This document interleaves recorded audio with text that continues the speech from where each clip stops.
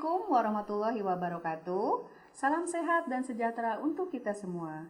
Selamat bergabung kepada siswa dan siswi kelas 12 SMK Broadcast Pertelevisian Cakrabuana dalam program pembelajaran jarak jauh di channel Cakbun TV.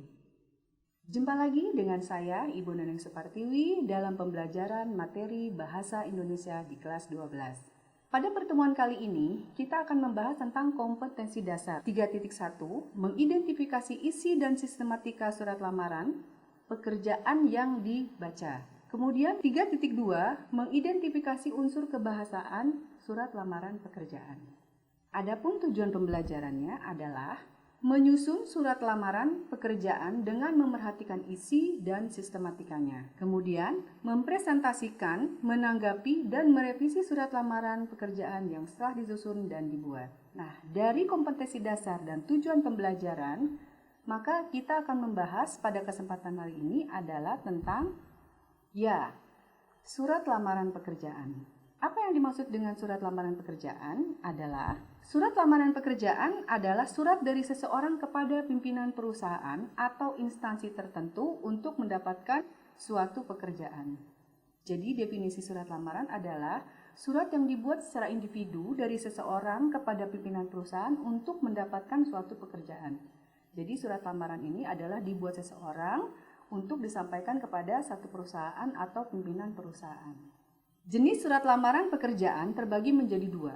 Satu, surat lamaran pekerjaan gabungan yang digabungkan dengan riwayat hidup. Yang kedua, surat lamaran pekerjaan terpisah, yaitu yang dipisahkan dari daftar riwayat hidup sebagai lampiran.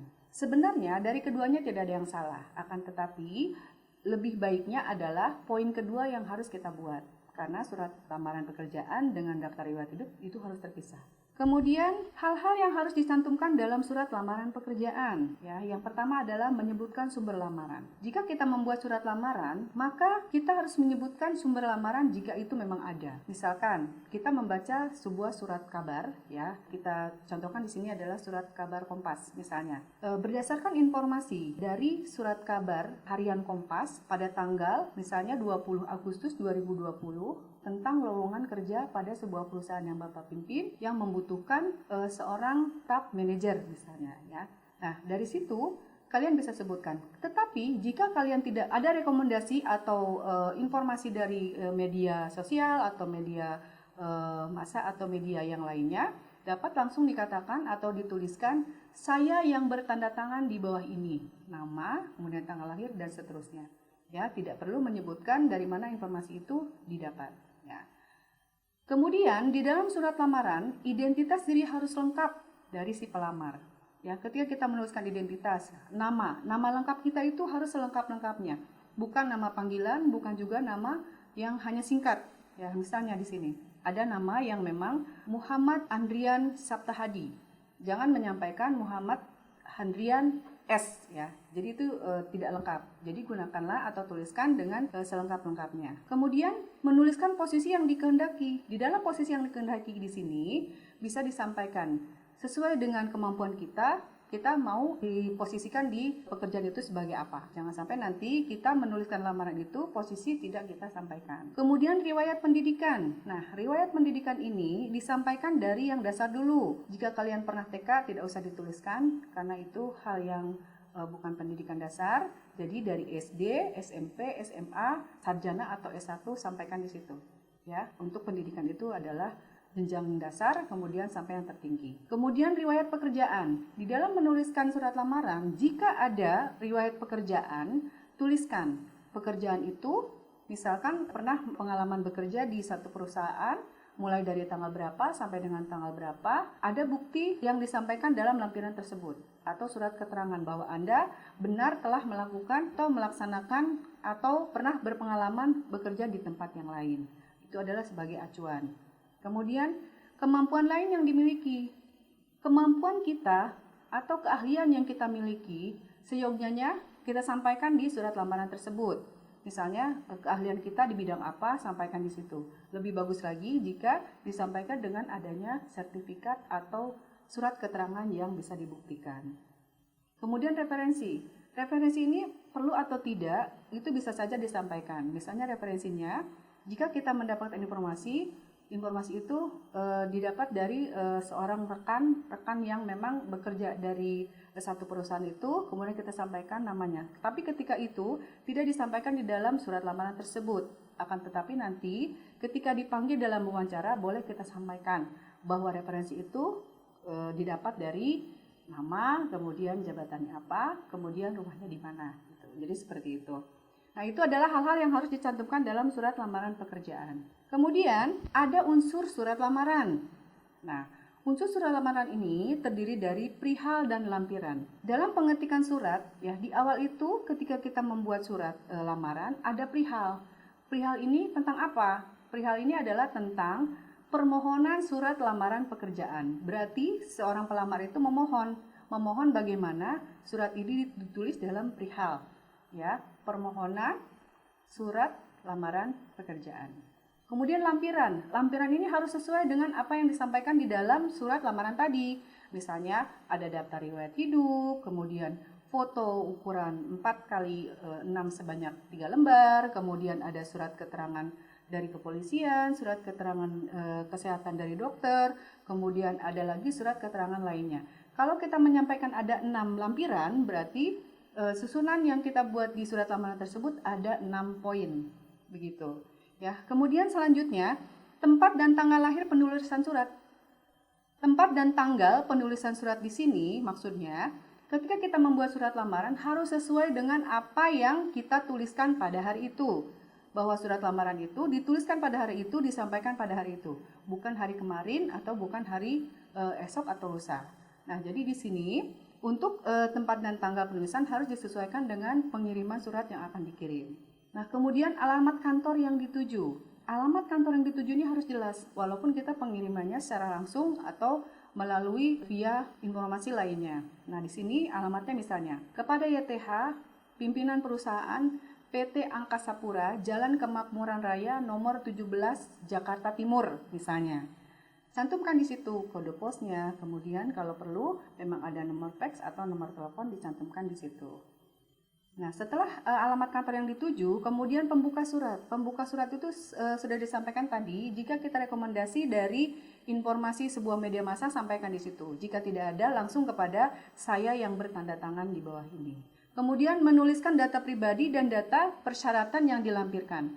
Nah, data yang persyaratan yang dilampirkan tadi sudah dicontohkan seperti tadi daftar riwayat hidup, kemudian foto sebanyak 6 yang disyaratkan, kita tuliskan 6 ya. Jangan sampai dituliskan 6 tetapi yang dilampirkan 7. Itu salah ya. Seperti itu. Kemudian kata penutup. Kata penutup itu biasanya diakhiri dengan kata demikian di dalam surat ya. Demikian surat permohonan lamaran pekerjaan. Semoga Bapak dan Ibu sebagai pemimpin atau pimpinan di perusahaan tersebut dapat memberikan kesempatan saya untuk bekerja di perusahaan yang Bapak Ibu pimpin. Terima kasih di situ. Atas kerjasama dan perhatiannya kami ucapkan terima kasih. Demikian. Nah, itu adalah unsur-unsur yang ada di dalam surat lamaran. Nah, surat lamaran ini sebenarnya mudah kalau kita membuat dengan cara yang benar-benar terstruktur. Tapi jika kalian melihat banyak informasi atau cara yang lain, bisa saja. Karena membuat surat lamaran itu tidak baku. Ibaratnya, kalau memang kalian membuat surat lamaran, yang lebih baku adalah lebih sulit untuk dilakukan. Tapi apabila kalian memang mengikuti aturan prosedur yang memang disampaikan seperti ini, akan lebih mudah untuk membuatnya. Kemudian ini ada cara menyusun surat lamaran pekerjaan. Nah, ini kalian harus simak dan harus pahami. Yang pertama adalah surat lamaran yang akan dibuat hendaknya diketik pada kertas yang baik dan bagus. Kualitasnya biasanya sih kertas HVS ukuran A4 dengan berat 60 gram. Dengan jarak pengetikan 1,5 spasi. Menggunakan karakter huruf yang mudah dibaca dan jelas. Biasanya menggunakan font hurufnya Times New Roman. Nah, kalian cek nih ya, ketika kalian akan membuat surat, dilihat dulu. Oh iya, ini kertasnya bentuk ukurannya apa ya? A4 atau M4? Berarti kan nanti kalian harus paham dulu jenis kertasnya itu seperti apa, gitu ya. Kemudian yang kedua, surat lamaran tidak boleh ada coretan atau kotor. Maksudnya di sini, ketika kalian mengetik salah, kalian bisa melakukan pengeprinan atau pencetakan 2 kali. Jangan sampai nanti kalian mencetak satu kali dengan kondisi salah, kalian berikan tip X. Yang salah itu diberi tanda putih sehingga akan tertimpa dengan tulisan yang lain. Kemudian tidak kotor, kertasnya harus jelas, harus putih, bersih, dan tidak ada noda yang terlihat sekilas tidak terlihatan, tapi ketika disampaikan jadi kertasnya warnanya lain gitu ya. Kemudian yang ketiga, isi surat lamaran harus menggambarkan sikap optimistis bahwa pelamar akan mampu bekerja dengan baik, menyampaikan kemampuan yang dimiliki. Nah, jadi di sini isi surat lamaran itu harus yakin apa yang kalian sampaikan di situ bahwa kalian harus bisa dan harus dapat diterima di perusahaan itu. Jadi dengan keyakinan itu dan berdoa, pasti kalian akan lolos dalam tahapan-tahapan ketika kalian diterima sebagai karyawan di sana. Kemudian isi surat lamaran tidak boleh bernada memelas atau meminta dikasihani. Surat lamaran ini dari di awal dibaca oleh pimpinan perusahaan atau bagian HRD akan merasa tahu, oh ini surat yang tidak layak kami terima karena tidak sesuai dengan kriteria yang diharapkan atau yang diterima oleh kami gitu. Biasanya langsung ditolak ya, langsung disisihkan untuk surat lamarannya. Kemudian sapaan yang dipergunakan. Nah, kata yang terhormat Bapak Ibu itu jika melamar pada instansi pemerintah atau perusahaan swasta nasional. Kemudian kata tuan ya, kepada yang terhormat atau tuan jika melamar pada perusahaan swasta atau asing. Nah, dari situ kalian bisa menyimak atau memerhatikan bagaimana teknis cara membuat surat lamaran secara manual ya, atau secara yang kita lihat di tayangan-tayangan lainnya. Nah, ini adalah cara menyusun surat lamaran yang menurut prediksi baku akan tetapi bisa dilakukan siapapun ya bagi seseorang yang memang membutuhkan satu pekerjaan ya. Nah, di sini ada cuplikan video bagaimana caranya membuat surat lamaran dengan benar ya atau baik. Mari kita langsung saksikan saja. Siapkan alat tulis, kemudian buku, lalu kalian mencatat hal-hal penting di dalam video membuat surat lamaran ini. Selamat menyaksikan. Halo semuanya, kita jumpa lagi di channel Pusat Cara-Cara. Pada video kali ini saya akan menjelaskan tentang cara membuat surat lamaran pekerjaan. Oke, kita langsung saja. Nanti hasil akhir dari pekerjaan kita adalah seperti ini, yaitu surat lamaran pekerjaan dengan bentuk format seperti ini. Oke, kita mulai. Langkah awal kita buka aplikasi Microsoft Word. Ini kebetulan sudah saya buka aplikasi Microsoft Word. Langkah berikutnya tinggal kita buat file baru dengan menekan Ctrl N pada keyboard. Oke, langkah awal seperti biasa kita atur dulu ukuran kertasnya, kita klik page layout, kemudian size. Di sini saya gunakan kertas ukuran A4. Nah, jika teman-teman ingin menggunakan ukuran kertas yang lain, tinggal dipilih saja sesuai dengan kebutuhan. Atau kalau tidak ada ukurannya di sini, kita klik more paper size, kemudian di sini ketikkan ukurannya panjang kali lebarnya berapa. Kemudian kita klik menu home dan kita klik no spacing untuk menghilangkan jarak spasi antar barisnya. Jadi jarak spasi antar barisnya rapat, tidak ada jarak spasi. Oke, kita mulai pengetikan. Di sini contohnya baris pertama itu ada perihal, titik 2 lamaran pekerjaan, kemudian di sebelah kanannya ada titik mangsa, di mana di sini saya buat 2 buah tabulasi, yang satu untuk pelurusan titik 2, yang kedua untuk teks berikutnya, dan ditambah satu tabulasi lagi untuk titik mangsa. Nah, bisa juga teman-teman menghilangkan perihal dan lampiran ini, jadi langsung ke titik mangsa. Di sini tidak ada apa-apa, lalu di sini kepada dan seterusnya. Nah, jadi sebetulnya surat lamaran pekerjaan itu tidak ada ketentuan formatnya harus seperti apa, karena kalau kita lihat di internet juga banyak sekali bentuk-bentuk format lamaran pekerjaan. Bisa teman-teman lihat seperti ini, masing-masing beda-beda. Tapi yang akan saya bahas di sini contoh versi saya gitu ya. Oke, sekarang kita akan mulai pengetikan untuk isi dari surat lamaran pekerjaannya. Nah, kita buat dulu tabulasi, 3 tabulasi. Di sini pastikan dulu rulernya muncul. Kalau tidak muncul, klik view, lalu checklist pilihan ruler.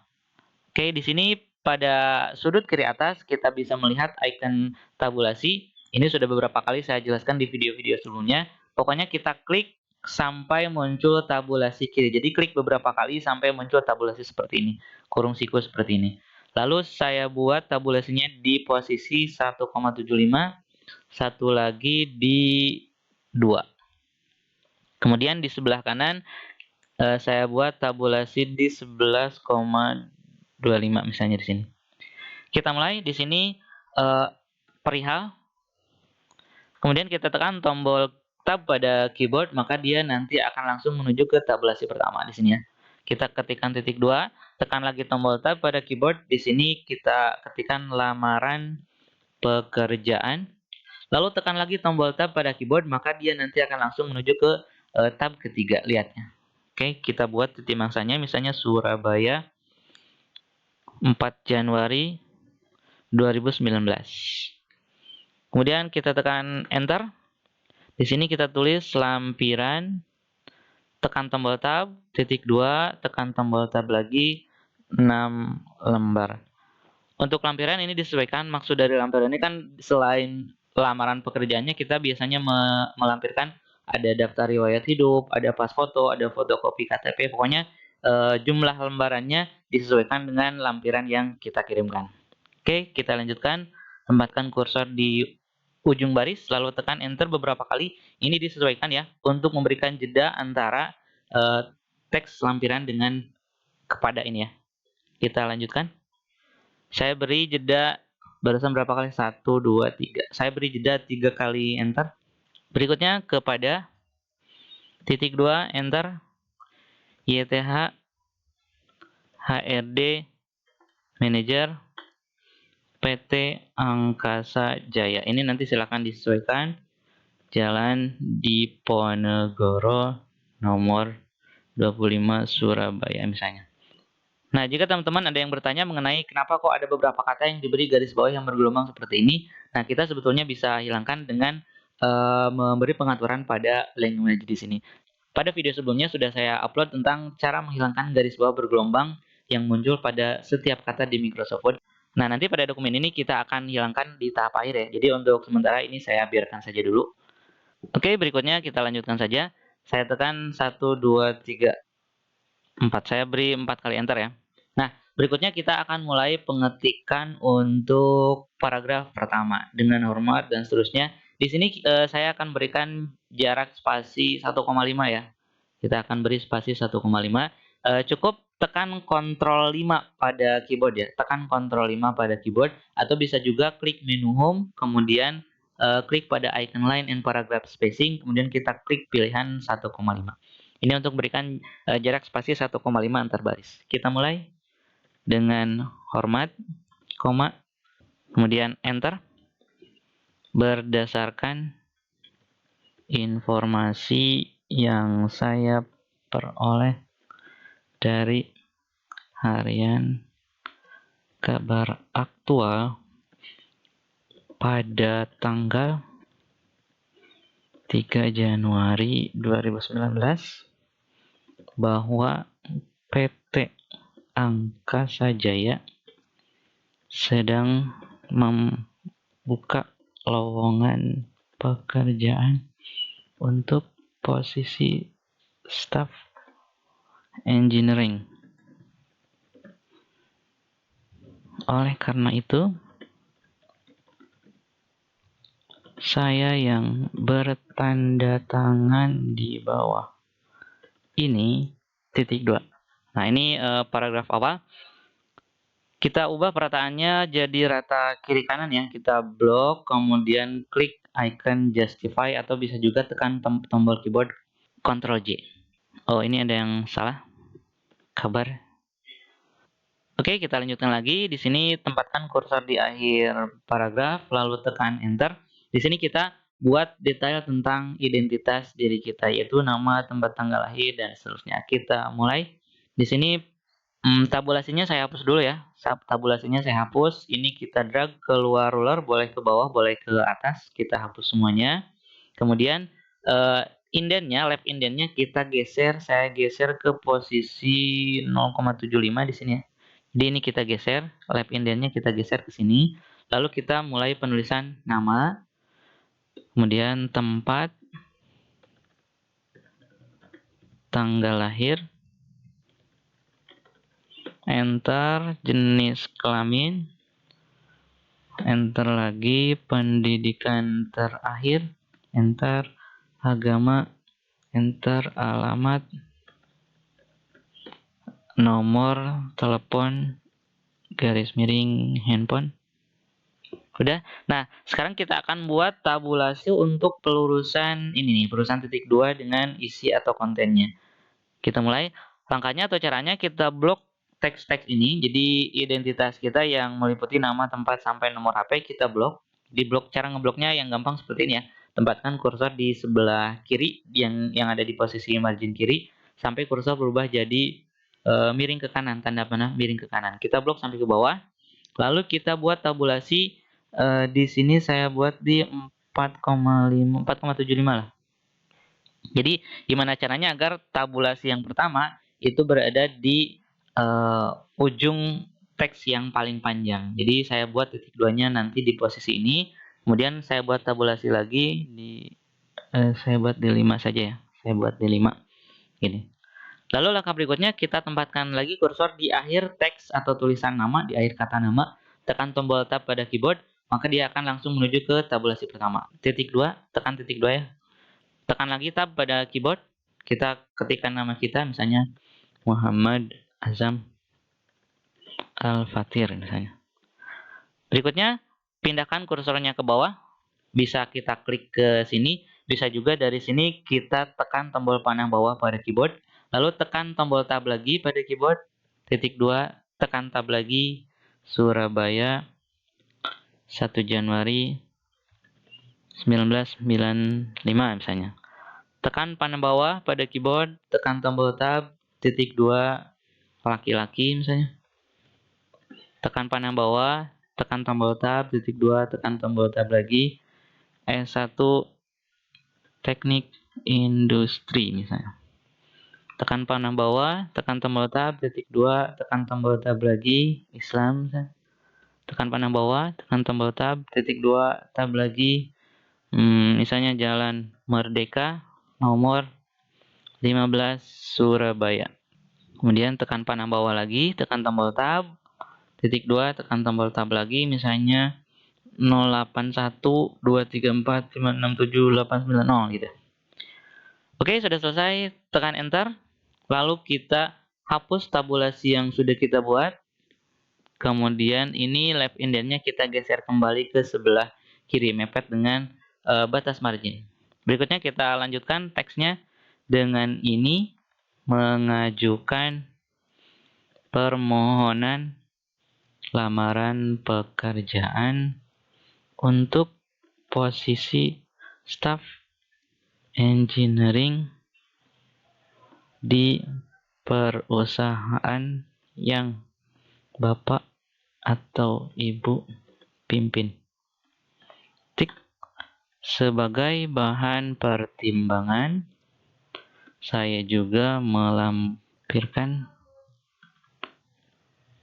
titik 2, enter.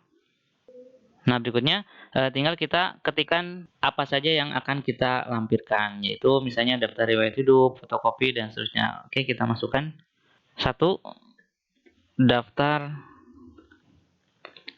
riwayat hidup atau garis dalam kurung CV. Nah, ini kita luruskan. Kalau misalnya belum lurus, kita luruskan. Jadi saya luruskan dengan teks yang ini ya. Nah, saya luruskan dengan ini. Si first line indentnya kita geser ke sini, lalu hanging indentnya kita geser ke sini. Nah, seperti ini ya. Agar lurus maksudnya ya, agar pelurusan teksnya lurus dengan ini. Jadi kelihatannya nanti rapi. Oke, kita masukkan lampiran berikutnya. Foto, kopi, ijazah. Nah, pokoknya di sini nanti teman-teman tinggal ketikkan saja berkas-berkas apa saja yang akan kita lampirkan. Ini saya percepat ya. Oke, sudah selesai untuk daftar lampirannya. Kita enter. Di sini kan muncul angka 7 atau nomor 7. Kita tinggal tekan tombol backspace saja pada keyboard. Kita tekan tombol backspace.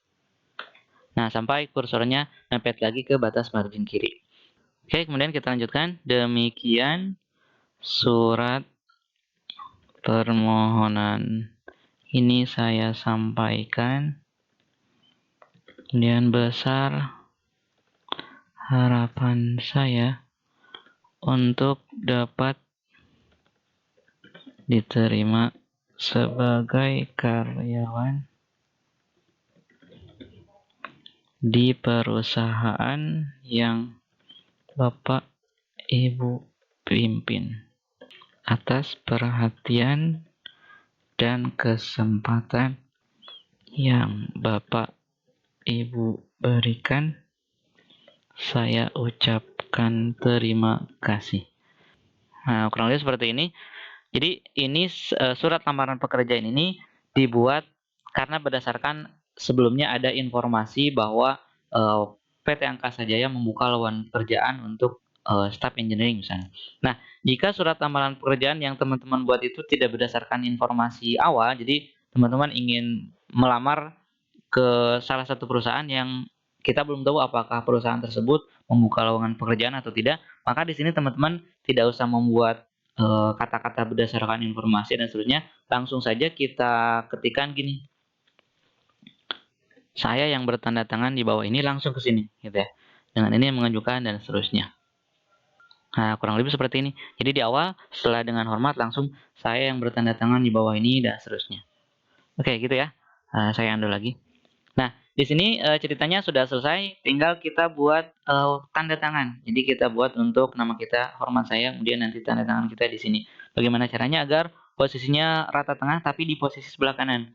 Caranya kita gunakan tabulasi tengah. Kita enter dulu, saya enter 2 kali.